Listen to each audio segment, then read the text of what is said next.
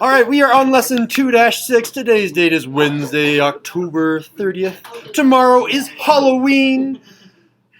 Gunner, get down. Julian, don't even copy him. All right, the first person was Jenny. Please read the objective. Eder and Andres lost 10 HP for being off task. Andres minus 10 for being off task. You want to use Mana Shield? Yeah. You still take some damage. And Eder, you are also off task.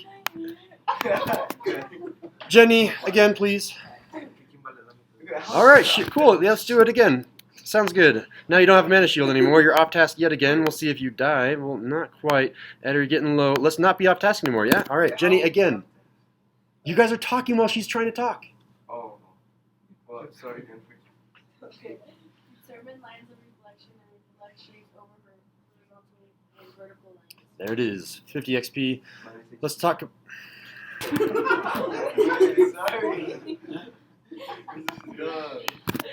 All right, so vocab, line of reflection. We've defined it before. Now I'm making it much, much more technical. After drawing a line segment between the source and the image, this will be the, and I don't know if you know this word very well, but it's the perpendicular bisector. Perpendicular bisector. All right, I need you guys, a quiet raised hand, to give me what your own definition of perpendicular and your own definition of bisector. So one person for perpendicular, one person for bisector. You can choose whichever one you want. Who has their card? Oh yes, Gunner, go for it. Doesn't perpendicular mean right angle? It does mean a right angle, thank you. So I'll write this underneath. This is a right angle. Thank you, Gunner. You can turn in your card. So perpendicular means right angle. What about bisector? We kind of defined that word, well, not officially yesterday. Bisector. Andres? Can I take a guess? Yeah, go for it. You still get XP. Okay. So it's either the middle or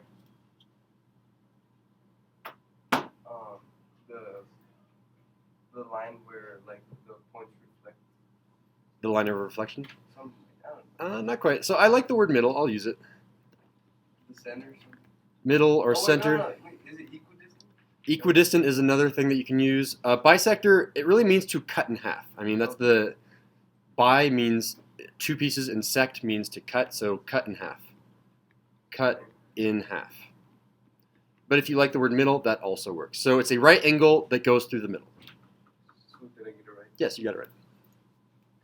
Thanks. All right, so finding the line of reflection is going to be a little bit harder because look down here.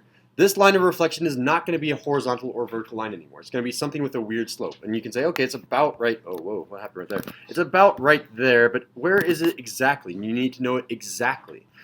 So you need a method to find that, and here it is. So first find the, and both of these words are the same. Find the what between the source and the image, and then find the same thing for another pair and connect the points with the line. What am I saying right here? Find the, Julian. Not exactly. Not the well, that's, I mean, you're really, really close. You can modify that if you want. No. Andres, you don't have your card anymore. Your card. Gunner, you turned in your card, right? Yeah, you did. All right. Another guess. You still get your XP. Thank you, Sergio. Another guess. Look at the next section, guys. Look at the next section. Anyone else have it? Oh yeah, Julian. It is the midpoint. Thank you, Julian.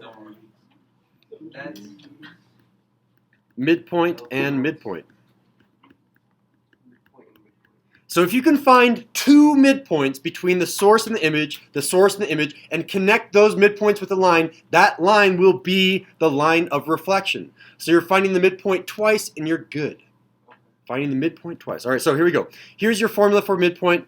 It's kind of complex. It's something that you don't necessarily need to memorize. Another way of analyzing the midpoint is saying that this is kind of like the average of the x's, and this is the average of the y's.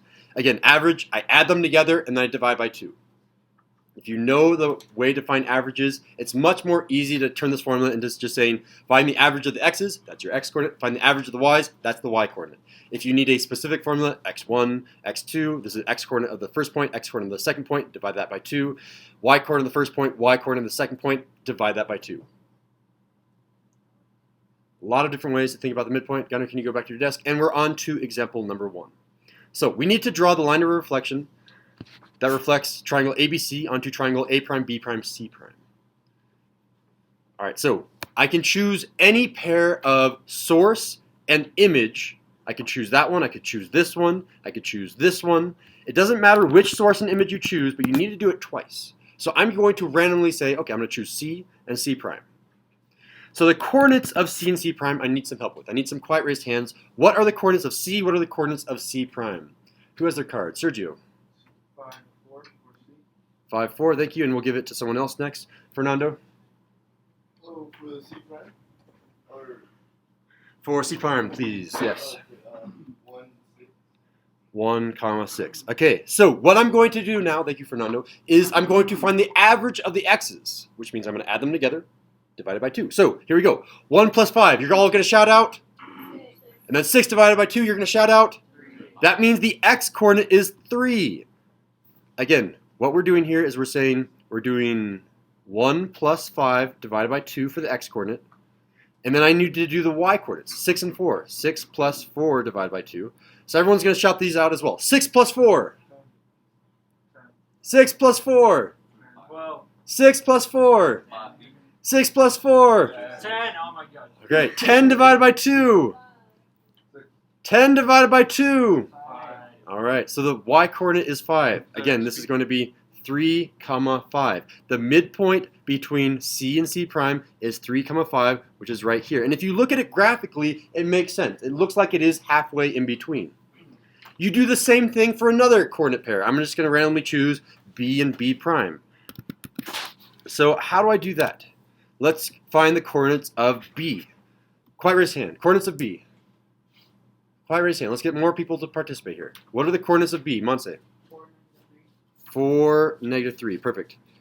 What are the coordinates of B prime? Another quiet raise hand.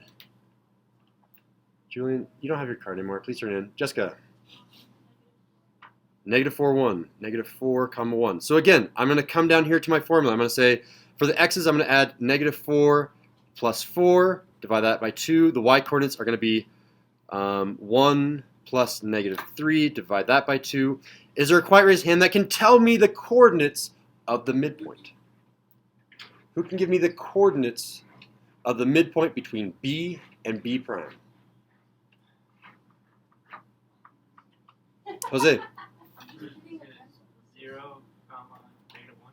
It is 0, comma negative 1. Again, negative 4 plus 4 is 0. 0 divided by 2 is 0. 1 plus negative 3 is negative 2. Negative 2 divided by 2 is negative 1. Let's plot this. 0, negative 1 is right there. And that does look about halfway in between. You're finally done after you make a line that goes through those points. Or line segment, I should say. That is the line of reflection, or the line segment of reflection. If it goes on and on forever, it's a line. You can say that goes on and on forever and ever. There's your line of reflection. You're finding the midpoint twice.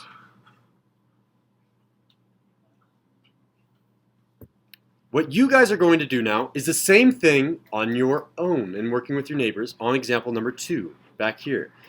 You have more points to choose from because you're doing quadrilaterals instead of triangles, but it's the same procedure. You need at least 2 midpoints. If you want to do 3 to be very precise, you can and check your work.